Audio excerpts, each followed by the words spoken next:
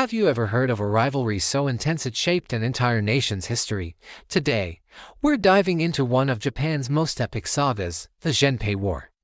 A legendary clash between two powerful samurai clans, the Taira and the Minamoto. This isn't just a story of battles, it's a tale of ambition, betrayal, and the dramatic end of an era. For decades, the Taira clan, also known as the Heian, held the highest power in Japan. Led by the formidable Taira no Kiyomori, they controlled the imperial court, amassed incredible wealth, and seemed absolutely invincible.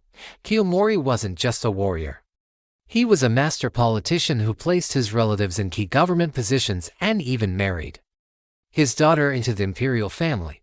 His grandson, the child Emperor Antoku, sat on the throne. The Taira were at the pinnacle of their power, and their red clan banners were a symbol of authority across the land. It seemed like their golden age would never end. But with great power comes great envy. The Minamoto clan, or the Genji, had been defeated by the Taira years earlier, and its surviving leaders were exiled. But they were just biding their time, waiting for the perfect moment to strike back. That moment came when a disillusioned prince, Mochihito, issued a call to arms, urging all those oppressed by the Taira to rise up. The Minamoto answered the call, and the Genpei War began. The war started with a series of dramatic twists.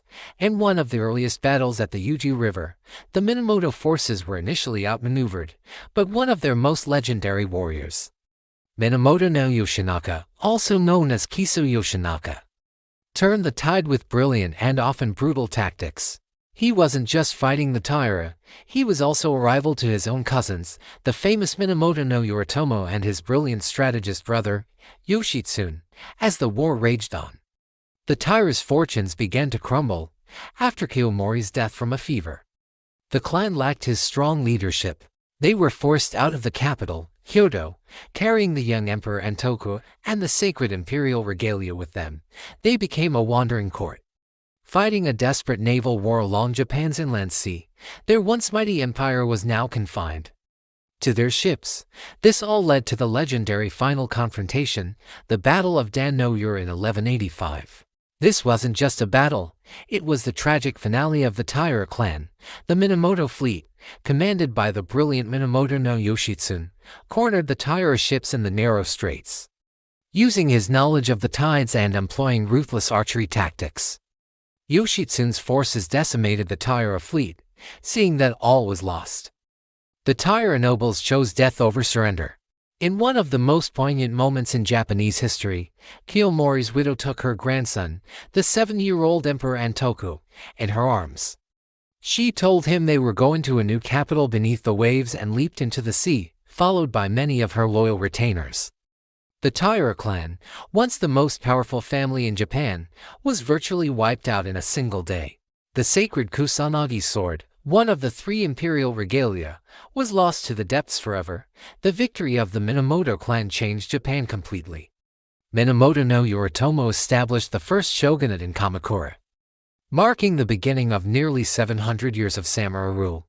The era of court nobles controlling the country was over, replaced by the age of the warrior.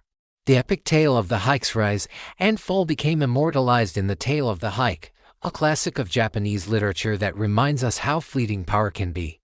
The story of the Genpei War is a powerful lesson in history, showing how ambition can build empires and how quickly they can be swept away by the tides of fate.